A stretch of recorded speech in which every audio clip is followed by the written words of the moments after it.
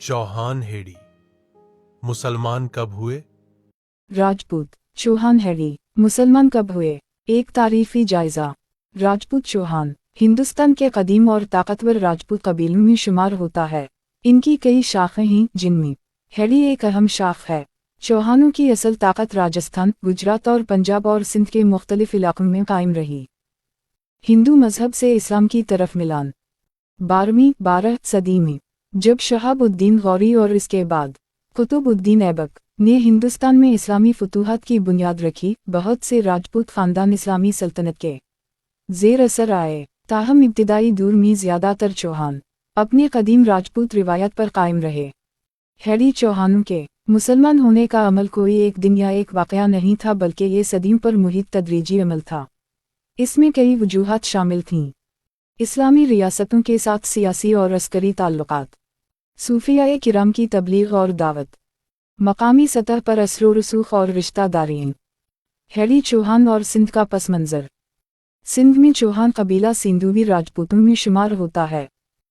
तहक़ीक़ से पता चलता है कि हेड़ी चौहान सिंध में नवाब शाह, संगढ़, सकर्न, खैरपुर, उमरकोट, मीरपुर खास, सखर, घोटिकी, लारकाना और दीगर अज़ला में पाए जाते हैं।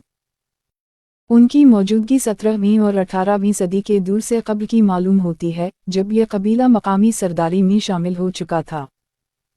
तसव्वुफ़ और तबलीग का किरदार, सूफ़ी की मेहनत और रूहानी असर। तहफ़ा अल-कराम सिंध के बुज़ुर्गों पर एक अहम किताब में कई राजपूत कबाइल के इस्लाम कबूल करने के वाक़यात दर्ज हैं, जिनमें चौहान कबीले का जिक्र भी मौजूद है। सीरत अल-सालकीन और मरात अल-असरार जैसी कुतुब में दर्ज है कि सूफियाए किराम का असर इतना ताकतवर था कि पूरे ख़ानदान मुशर्रफ ब इस्लाम हुए। 13 से 15 सदी के दौरान सिंध और मुल्तान में कई बुजुर्ग सूफियाए किराम आए, जिनमें हज़रत लाल शहबाज कलंदर, हज़रत बहाउद्दीन ज़करिया मुल्तानी और दीगर अजीम शख्सियात शामिल हैं। उनकी तालीमात और रूहानियत ने राजपूत बरादरीन को गहरा असर किया।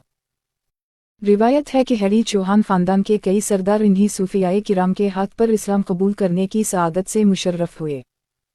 मुग़लिया दौर की तब्दीलियाँ 15वीं और 16वीं सदी में जब मुग़ल सल्तनत मुस्तहकम हुई, इसके ज़ेर असर मज़ीद राजपूत ख़ानदान मुसलमान हुए।